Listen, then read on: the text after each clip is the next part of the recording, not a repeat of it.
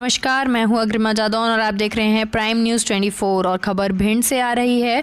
मेहगांव गोहद विधानसभा में भोपाल विधायक आरिफ मसूद का हुआ आगमन, जिसमें गोहद के खिलौती ग्राम तहसील मोहम्मद मेहगांव के मुख्य बाजारों के रास्ते होते हुए तहसील गोरमी में बाइक रैली का कारवां निकालते हुए कब्रिस्तान वार्ड क्रमांक 12 में एक नुक्कड़ सभा को भी संबोधित किया, जिसमें मुख्य अतिथि मोहम्मद आरिफ मसूद, विशिष्ट अतिथि श्रीमती मीरा कटारे, विधानसभा महिला प्रभारी श्रीमती कल्पना मिश्रा आदि कांग्रेस पार्टी के कार्यकर्ता उपस्थित रहे। भारतीय जनता पार्टी पर जमकर बरसे मोहम्मद आरिफ मसूद शिवराज सिंह चौहान पर निशाना लगाते हुए कहा, कमलनाथ जी की बात पर इतना तूल पकड़ रही बीजेपी सरकार, जबकि शिवराज सरकार ने तो महिलाओं से शराब बिकवाने का काम किया है, जो कि बहुत ही निंदनीय है। प्रदेश सरकार में कांग्रेस पार्टी की लहर है। आने वाले चुनाव में जनता जवाब देगी। कांग्रेस पार्टी के प्रत्याशी मेहगांव से हेमंत कटारे के लिए वोट की अपील भी की। आरिफ मसूद ने कहा, मेहगांव को विकास के नाम पर ठगा जा रहा है, जिस कारण यहां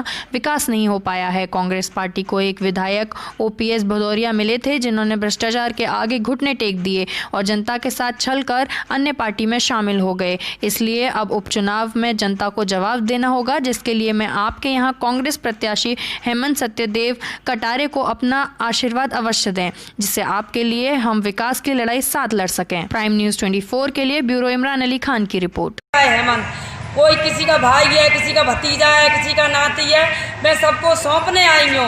और आप सब जानते हैं कि मैं तो कभी मंच पे बैठी हूँ और आप नीचे बैठे, मुझे बड़ी शर्म आती है इस चीज़ में।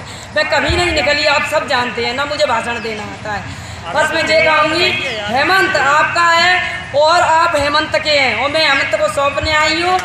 और जब भी हेमंत समय आपके सुख में एक बार ना आएगा, लेकिन दुख में खड़ा रहेगा। छोटा जरूर है, लेकिन डरपोक नहीं है, बड़ा साहसी है, हिम्मती है। और कटारे साहब का बच्चा है, आप जानते, सब बोलते कटारे जी यहाँ के शेर थे, तो शेर का बच्चा सियार नहीं होता, शेर ही होता है। लेकिन आपको बड़ा करना पड़ेगा, उसे आपको ताकत देनी पड़ेगी। जैसे देखिए, मैं एक शब्द कहती हूँ जो रामायण का है, रवि मंडल देखत लगु लागा, उदयता सूत्र भुवन तम भागा। तो छोटा जरूर है, लेकिन बिल्कुल साहसी है, हिम्मती है, आपके बीच में खड़ा रहेगा चाहे जो भी हो। जैसे एक जंगल था, उसमें सब पक्षी बैठे हुए। सर, आज चंबल क्षेत्र के अंदर आपका निर्माण है, जहाँ चंबल के अंदर आज पहली बार आपका आवागमन हुआ है, विकास देखने में कहाँ तक मिला? देखिए, मैं जिस तरह से देख रहा हूँ, बहुत बुरी इस इलाके की हालात है और वाकई में विकास का कहीं पता ठिकाना नहीं है। 15 साल सरकार ने पूरे मध्य प्रदेश में जो हालत करी थी, ऐसा लगता था कि यहाँ पे शायद कुछ काम हुआ होगा, लेकिन यहाँ भी देखने को मिल रहा है कि जो कुछ काम है अभी, जो 15 महीने में कमलनाथ जी के दौर में हो गए वो हो गए, बाकी काम कुछ हो नहीं पाए। अभी एक बड़ी लड़ाई इस इलाके को लड़ना है। इस इलाके को बड़ी लड़ाई ये लड़ना है कि मध्य प्रदेश में लोकतंत्र की हत्या हुई है। पैसों में पहली बार यहाँ के मतदाताओं को ठगा गया है। वो ठगा ऐसे गया कि पहली बार ऐसा हुआ है कि मतदाता ने मत किसी विधायक को दिया और वो पैसों में बिक कर दूसरी सरकार बनाता और सरकार गिरवाता। मध्य प्रदेश में ये खेल पहली बार शुरू हुआ है। तो इस इलाके की चंबल के लोगों से मेरी दरख्वास्त है कि इस खेल को विराम लगाने के लिए आपको एक और कदम आगे बढ़ना पड़ेगा, तभी ये लोकतंत्र बच पाएगा। पहले इन्होंने संविधान ख़त्म करा, उसकी धज्जियाँ उड़ाई, उसके बाद इन्होंने इंसानियत, आपने देखा कोरोना के पीरियड में ताई मचा दी। पूरे कोरोना में शिवराज सिर्फ चुनाव चुनाव चुनाव। चंबल संभाग का क्या हाल हुआ होगा, ये आज यहाँ आने को देखने को मिल रहा है कि कोरोना में कोई ध्यान जिस तरह मध्य प्रदेश के पूरे इलाकों में नहीं दिया, इन इलाकों में भी उतना ध्यान नहीं दिया गया।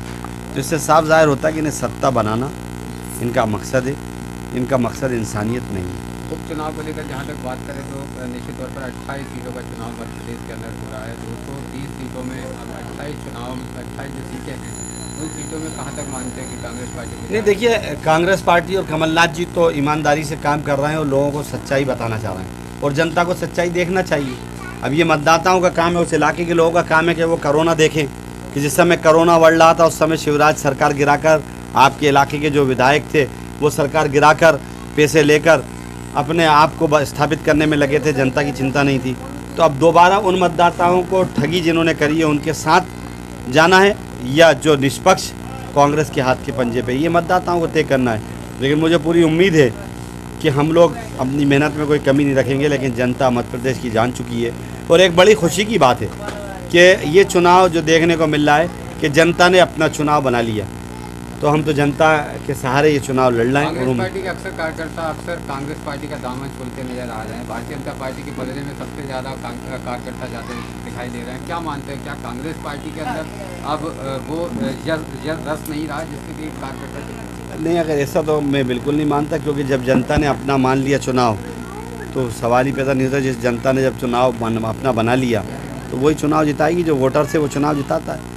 और जब वोटर्स मन बना लेता है तो वो खुद निश्चित रूप से तय कर लेता है कि जब हमें जो तय करना है वो करे। कार्यकर्ता रुष्ट क्यों हो रहे हैं? कार्यकर्ताओं नहीं, ऐसी कोई शिकायतें कहीं होंगी, उनको मनाने का प्रयास किया जाएगा, लेकिन कांग्रेस का कार्यकर्ता जो असल कांग्रेस की विचारधारा से जुड़ा हुआ है वो नाराज़ तो हो सकता है लेकिन बिक नहीं सकता। वैसे जो 28 सीटों पर चुनाव है, क्या मानते हैं कांग्रेस पार्टी कितनी सीटें निकालने वाली है? मैंने कहा ना कि हम लोग अपनी पूरी तैयारी के साथ लड़ना है। अब ये मतदाता का, मैं उस तरह की बात करने का आदी नहीं हूँ कि हमें इतनी सीट मिल रही है और इतनी मिल रही है। सच्चाई ये है कि ये लड़ाई पूरी सीटें हमें मिलना चाहिए, क्योंकि हमारे साथ छल हुआ है।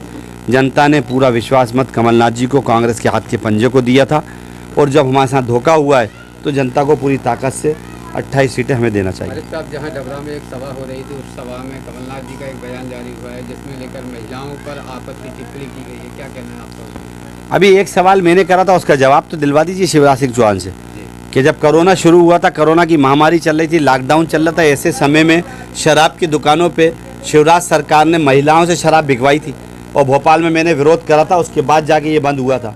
पहले उसके लिए वो माफ़ी मांगी।